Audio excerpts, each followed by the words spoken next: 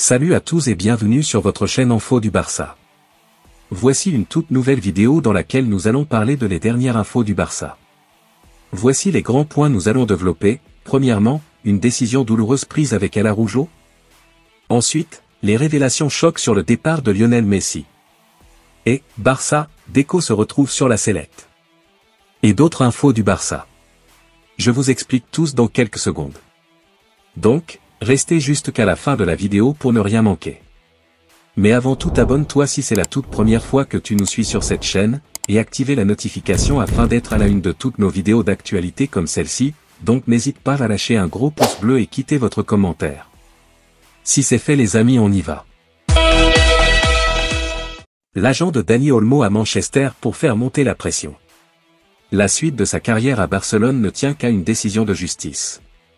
Le Daily Mail révèle en ce jeudi de Boxing Day que l'agent de Dani Olmo, pourtant acheté près de 60 millions cet été à Leipzig, est à Manchester pour ce Boxing Day, et pas seulement pour voir du football. Selon le quotidien anglais, ce serait pour écouter les clubs de Premier League, notamment les deux clubs de Manchester et Arsenal, qui pourraient être tentés de faire venir le milieu de terrain espagnol dès cet hiver. Car Dani Olmo n'a été inscrit qu'à titre conservatoire par la Liga, qui demande plus d'efforts financiers au Barça. Il n'a pu être inscrit auprès de la Liga que jusqu'au 31 décembre, grâce à la blessure de longue durée d'Andreas Christensen, qui laissait ainsi libre sa place parmi les joueurs enregistrés. Une situation complexe pour le FC Barcelone, toujours en difficulté avec le fair play financier mis en place dans le championnat espagnol. En signant en août dernier, l'international espagnol avait d'ailleurs accepté de n'être enregistré qu'une saison sur les 5 de son contrat, compte tenu de la situation du club. Et si jamais il n'était pas inscrit pour la deuxième partie de saison, il dispose d'une clause dans son contrat lui permettant de signer librement où il veut. Le Barça a déposé un recours devant la justice pour allonger jusqu'à la fin de la saison cette inscription à titre conservatoire.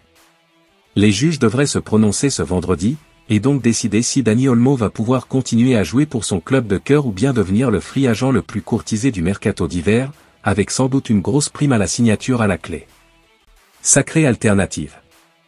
Samedi dernier, à l'occasion d'une assemblée extraordinaire du FC Barcelone, Joan Laporta s'était félicité du nouveau contrat XXL négocié avec l'équipementier Nike.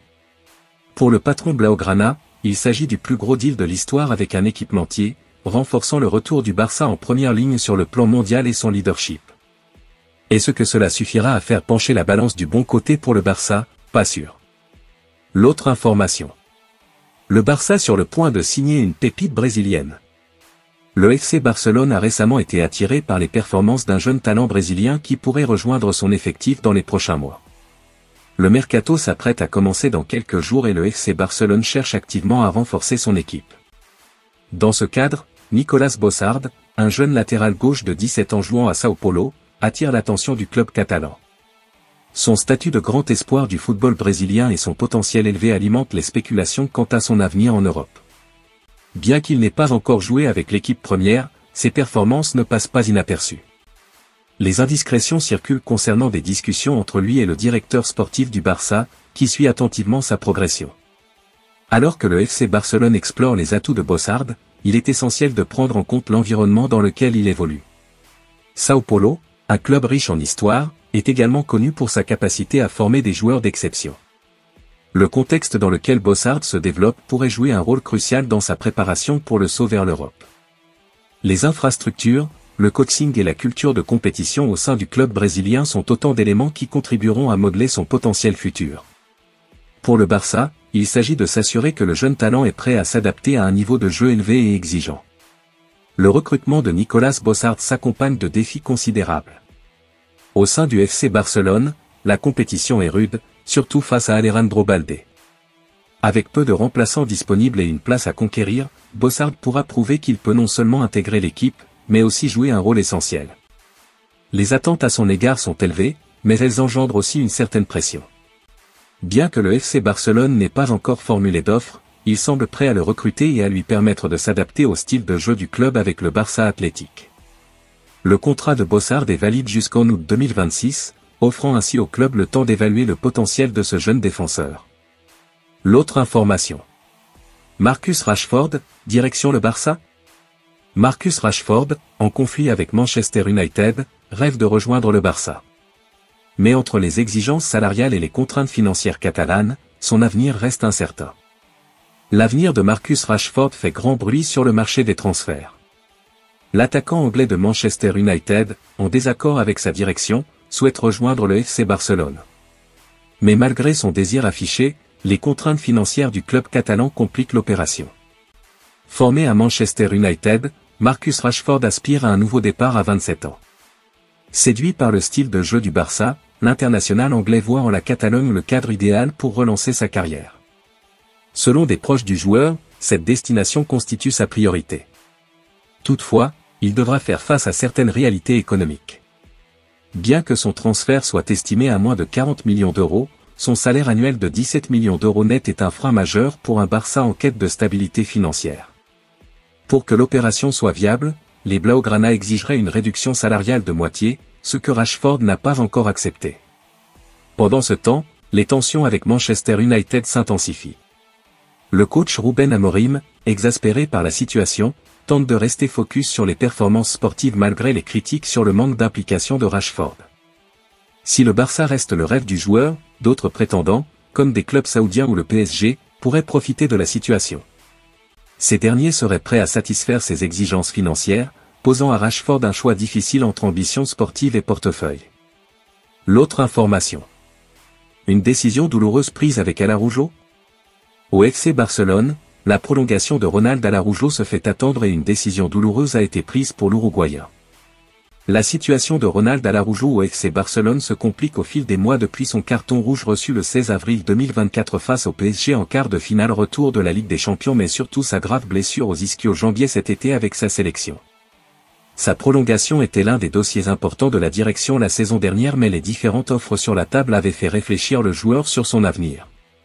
Aujourd'hui, AS révèle qu'une décision douloureuse a été prise le concernant.